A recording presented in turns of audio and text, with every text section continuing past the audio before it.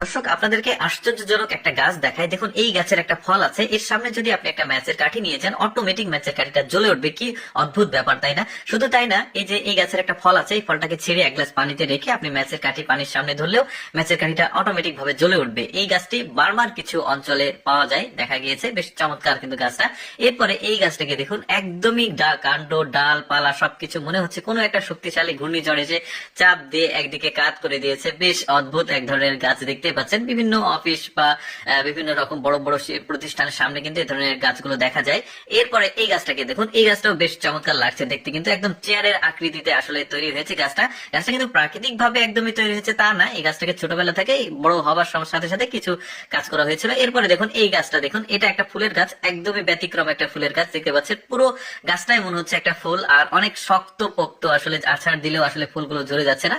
অনেকে ভাববে আর্টিফিশিয়াল, না আর্টিফিশিয়াল গাছ এটা না, এটা একদমই দেখতে পাচ্ছেন জমিতে হয়েছে, দারুণ লাগছে। এরপরে আরেকটা আপনাদেরকে গাছ দেখাই, এটাও বেশ চমৎকার, বড় সড়ো একটা টবে আছে। ওই যে বললাম এই গাছগুলো বড় বড় অফিস বা বিভিন্ন ধরনের প্রতিষ্ঠান, বিনোদন কেন্দ্রগুলোতে, পার্কে এই ধরনের গাছ আসলে রাখা যেতে পারে, বেশ চমৎকার। আর এরপরে যে গাছটাকে দেখাবো, এই গাছটাও কিন্তু আমার কাছে বেশ একটু অদ্ভুত লেগেছে। পুরো শরীরটা মনে হচ্ছে একটা কুমিরের মতো, একটা পশুর মতো, বেশ চমৎকার লাগছে। সামনের স্ট্রাকচারটাও কিন্তু ওই রকমই, আসলে গঠনটা দারুণ লাগছে। এরপরে একটা আশ্চর্য গাছ দেখায়, দেখুন এই গাছের একটা আঠা আছে, আঠাটাকে মিশ্রি হিসেবে তৈরি করা হয় বা বিভিন্ন ভাবে খাওয়া হয়। দেখতে পাচ্ছেন গাছের প্রতিটা গাছে কিন্তু আসলে বোতল কেটে, আচ্ছা কিভাবে করা হয়েছে সেটা দেখাই। একটা মানে ফুটো করা হয়েছে, তারপরে ফুটো দিয়ে যখন আটা বের হচ্ছে ঠিক ওই সময়ে কিন্তু ওই যে প্লাস্টিকের যে বোতল আছে অর্ধেক করে এটাকে জাস্ট মুখ এখানে আটকে দেওয়া হয়েছে, এখন আটাগুলো বের হবে আর এটা দিয়ে কিন্তু ওরা মিষ্টি করবে, বিভিন্ন রান্না বাড়া। বেশ চমৎকার। আসলে গাছগুলোর নাম আসলে মানে সংগ্রহিত ফুটেজের সঙ্গে ছিল না, যে কারণে জানাতে পারলাম না। এরপরে আপনাদেরকে আরেকটা ফুলের গাছে দেখাই, দেখুন বেশ চমৎকার। ফুলের গাছ এটা বলা যাবে না, তবে ফুল জাতীয় এই গাছ দেখতে পাচ্ছেন। এটাকে ডেলিভারি করা হচ্ছে একটা নার্সারি থেকে, বেশ চমৎকার, ছাতা ছাতা আসলে গাছটা। এরপরে দেখুন অদ্ভুত একটা কমলা মানে গাছকে একটা দেখাই, কমলা অথবা মালটা, হোয়াট এভার ইট ইজ।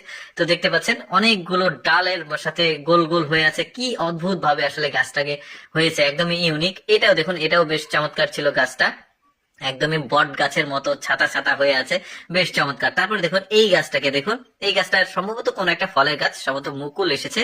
আর গাছের গোড়াটা দেখুন পেঁচানো পেঁচানো কিভাবে উঠে গেছে, তার পাশেও একটা আছে। আচ্ছা, আপনাদের অনেকের যারা গ্রামে বসবাস করে তাদের সুপরিচিত একটা মানে গাছের অংশ দেখায়। এটা হচ্ছে তাল গাছ বা খেজুর গাছের মাথি বলা হয়, আগাতে থাকে, একদম মানে মাথার উপরে থাকে। ওইটা যখন গাছ কেটে ফেলা হয় এই জিনিসটা কিন্তু বের করা হয়, খেতে কিন্তু বেশ সুস্বাদু।